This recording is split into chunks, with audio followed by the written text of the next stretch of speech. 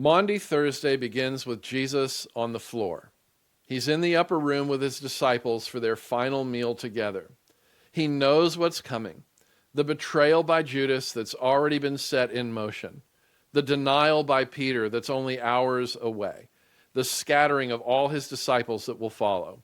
He knows exactly who's sitting around that table and exactly what each of them is about to do. And he gets down on his knees and washes their feet. In that time and culture, this was the lowliest household task. It's work you'd assign to the newest, least regarded servant. You'd never ask or expect a respected rabbi to do it. The idea of the Messiah washing feet would be unthinkable. Peter knows this. When Jesus reaches him, he pulls back. "You will never wash my feet."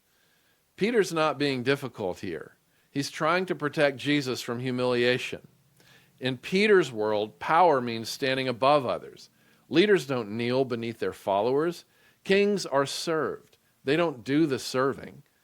But Jesus tells him, "Unless I wash you, you have no part with me." This isn't optional. If Peter wants to belong to Jesus, he has to let Jesus serve him.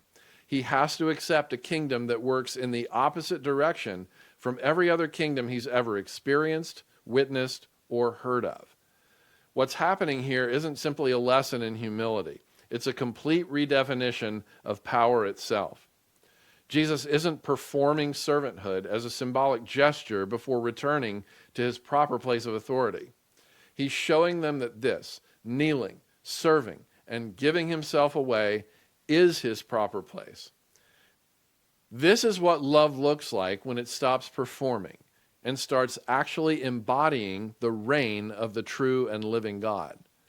The world Jesus and his disciples inhabited ran on dominance. Greatness meant having power over others. Success meant upward mobility. Respect and honor meant being served. It was zero-sum. Someone had to be on top. Jesus inverts the entire structure. He turns it upside down on its head. He takes the lowest position in the room and says, "This is how you should be with each other." Not because servanthood is a strategy for eventually gaining influence, not because humility pays dividends later, but because love, the kind that actually reflects God's heart, doesn't cling to or even think about status.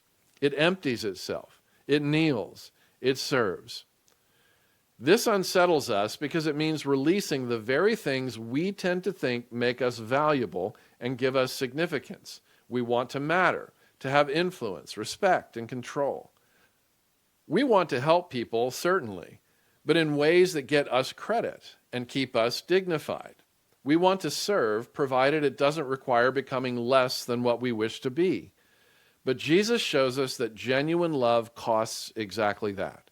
It costs comfort. It costs control. It costs the ability to stay clean while others deal with the mess.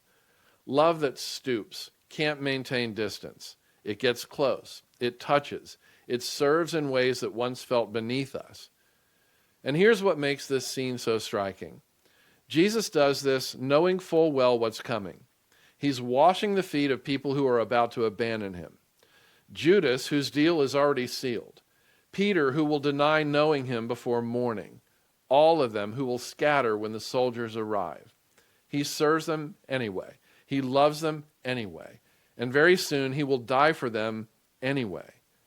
Because love doesn't wait for people to deserve it.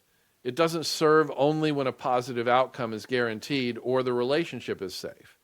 It kneels before broken, confused, faithless, betraying people and says, "You matter." Not because of what you've done or will do, but because I choose to love you. That's the heart of Maundy Thursday, and it's much easier to admire than to actually live. We want the kind of leadership that builds our reputation and opens doors. Relationships where we're appreciated and never taken for granted. We don't want to kneel before people who won't reciprocate. We don't want to make ourselves vulnerable to those who will hurt us and won't love us in return. We don't want to give ourselves away with no guarantee it will matter. But that's precisely what Jesus invites us toward. Not as performance, not as a means to earn something, but as the natural overflow of a love that we have already received from him. Jesus washes their feet because this is who he is. And he invites us to become the same kind of people. This doesn't mean love is without boundaries. Jesus himself withdrew from crowds, protected his closest relationships, and refused to entrust himself to those whose motives were corrupt.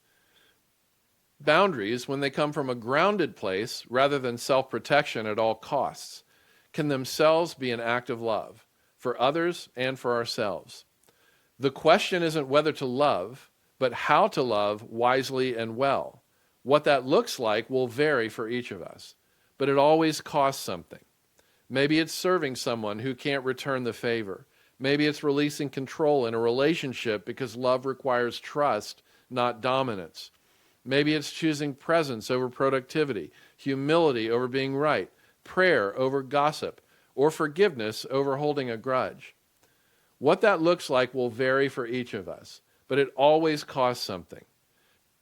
Maybe it's kneeling when every instinct says to stand. Because what Jesus reveals on Maundy Thursday is this: greatness isn't about power, it's about love. And love, when it's truly free, doesn't need to win or control or prove itself. It doesn't need to dominate, and it doesn't need to disappear. It simply knows who it is. And from that place it kneels, it serves, it gives itself away, even when unappreciated, even when misunderstood, even when it costs everything. Jesus didn't wash their feet because he had to. He did it because this is what love does when it's secure enough to need nothing in return. And he invites us into that same security. Not easy freedom, but costly freedom. The kind that slowly reshapes everything we think we know about power, dignity, and what it actually means to matter.